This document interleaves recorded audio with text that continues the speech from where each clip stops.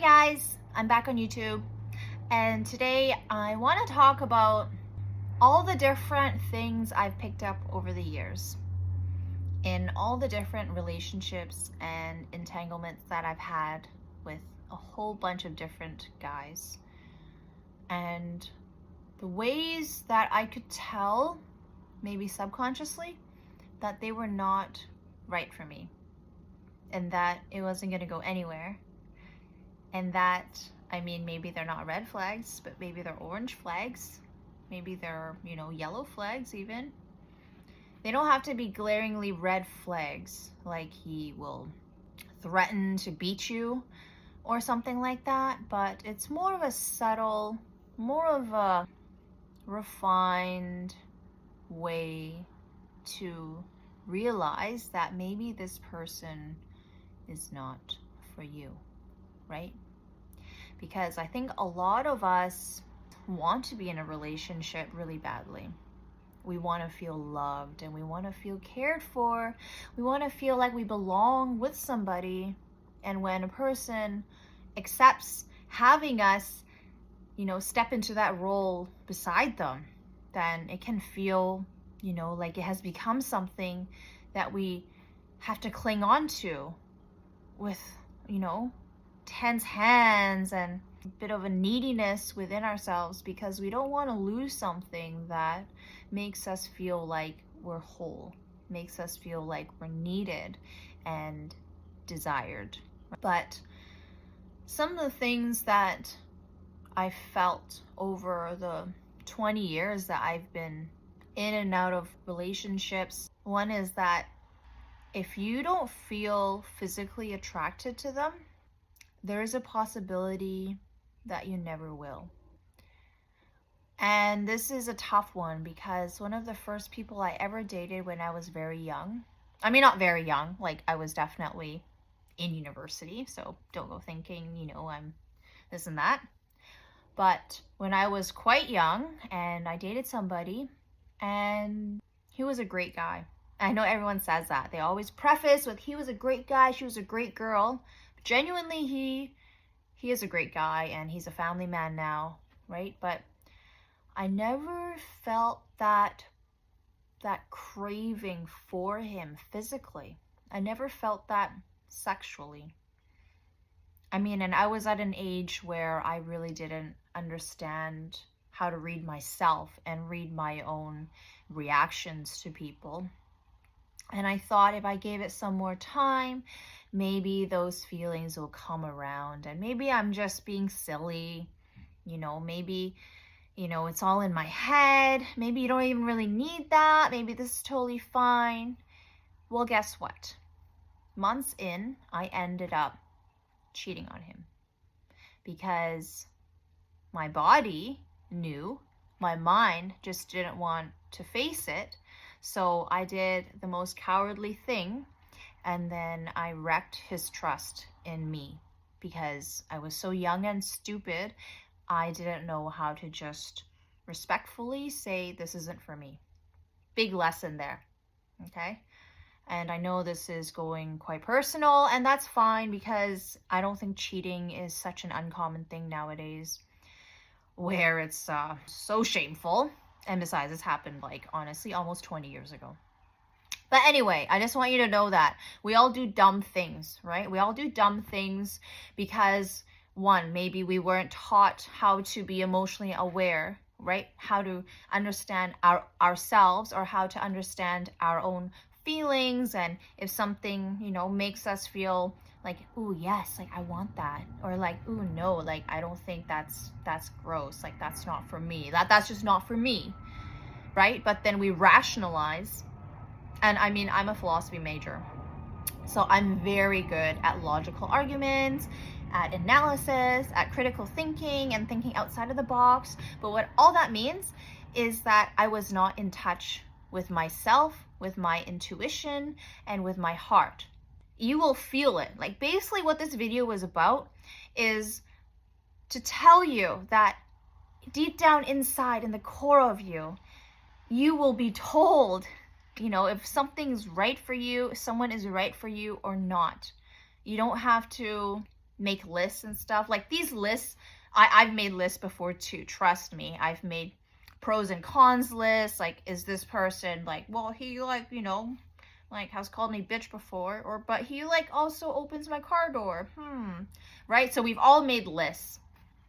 But these lists are ultimately to give us an opportunity to justify to ourselves that what we're feeling is right, or to justify to ourselves that we need to suppress those feelings. So another example of an orangey flag that I noticed is when the check boxes seemed to be ticked off, but I felt nothing.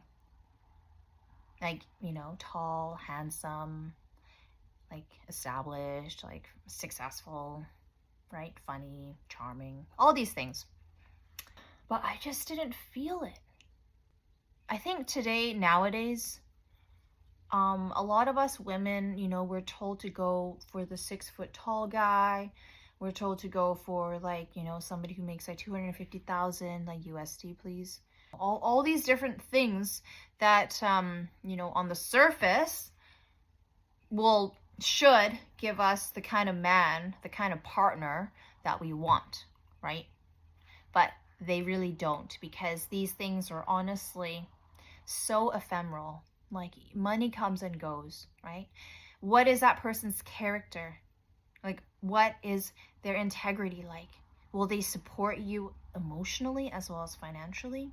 Are they the type to really, really gas you up and be right there behind you, like have your back 100%?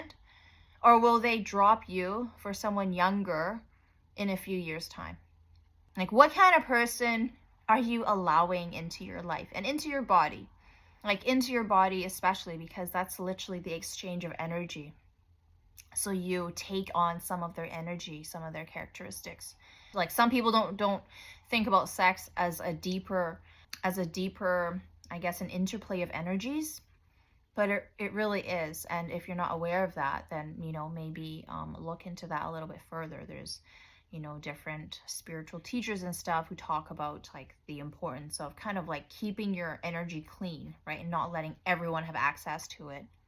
Not even about STDs and stuff like that, but like literally your spiritual, your aura, you know, and how you're going to experience life later on, and what things pop up for you, and if, you know, that person had any traumas, and will you absorb some of that? Like, that last example was another one that really highlighted the importance of just listening to your gut and listening to your heart. I'm just thinking about other people that I've dated. I mean, there's just so many ways in which someone can be, you know, not your person. Like, another one is like, you know, you guys don't seem to meet eye to eye in terms of maturity. That one is pretty basic, because it doesn't even allow that person to be someone who can create a space for you to be safe. Are you safe with them? Like, are you emotionally at ease with them? Does being around them and being with them and talking to them give you a sense of comfort, like a sense of like soothingness? Like, do you feel like you're being pet? Do you feel like you're being caressed and held, and like you have love and care washing over you? Because that is such an amazing feeling, to feel like you can be totally yourself and totally vulnerable, because that person cherishes you in your authentic self and doesn't look at you as an object, you know, to just have with them because you're attractive, or you're, you know, fit, or you're like curvy, or you got a big bum, or any of those things, right? Those things are so superficial. You can lose that in a split second. So does that person treasure you above all those things? Are they capable of loving you? And do you feel like you can accept them the way they are right now? Do you feel the need to tell them, you know, to do something differently, to nag them a little bit, to do some of the things they do kind of irk you, right? I always think about that because I think us women, we innately become naggy. I'm not a naggy person, but sometimes I've noticed that I do nag. And then I realize, oh my goodness, I'm not, like, nagging comes from a place of not feeling safe. So when a woman is not feeling like she's really heard, she's not being heard. So the first time she asked, or the first time she stated that, you know, she has this issue and that she would like fixed, not heard, right? Which is not respectful. Then she has to say it again. And inside, she's starting to boil. Inside, like, things are just simmering, just, you know, like roiling around. She has to tell you again. And then a third time, a fourth time. Then what does she become? She becomes your mom. No woman wants to be that way. And if somebody is your man, oh my goodness, I mean, they're not your child. They're your partner. They're your equal. They should be the ones, I mean, I'm kind of old school, so I truly believe that the men in a household, like, you guys are the ones who have the emotional stability and the foresight and the fortitude to lead the woman and the family, right? So if she has to nag you, then you can't lead. Are you joking? Like, you can't even lead yourself in following through with this action. So she has to take the dominant role, which is very not comfortable for women. You think you don't like it when your woman nags you, when your girlfriend nags you about this and that? Maybe it's because you're not showing up as your best self, and she sees that. And she's trying to tell you before she's had enough and is going to drop you, because we all have a limit. So for me, when I had to nag my previous boyfriend about him, you know, just being out of shape and unhealthy and just like not taking care of himself, I mean, it's not like he didn't have the means to, but he just didn't have the drive. He didn't have the discipline. He didn't have the care to take care of that. And it was so frustrating for me because, one, I'm in the fitness industry, so I'm a trainer, and I have been for almost 10 years now. And I mean, don't even get me started on like why we were dating, because that's a whole other story. But for me, I felt so disconnected from him. I did not feel aligned with him at all. So I guess another point to make here is to really understand yourself. Because if you don't know what you're about, not only what you want, because we can all say we want the same things, but why do you want those things? Why do you want, you know, someone who is financially secure? Are you financially good with money? Because if you aren't, but you want someone who is, there's definitely no alignment there. So something has to change for, you know, him to take you seriously and not as some kind of sugar baby or some kind of gold digger who he's going to drop eventually. But you want someone to see you as a wife, as a partner.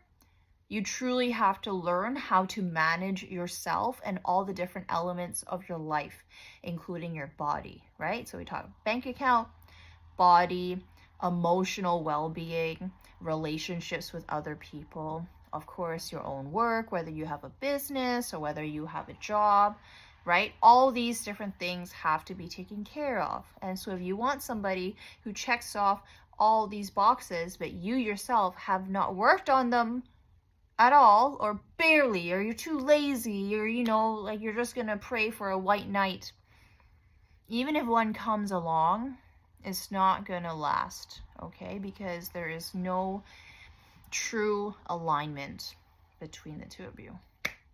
I don't know where I ended up, but this was just a first video, so I'm pretty happy with it. I'll catch you in the next one. If you have any interesting questions or any situations that you're in right now, or that you just want to like chat about or run by, for a different perspective, drop it below, please. I look forward to talking to you later. Bye bye.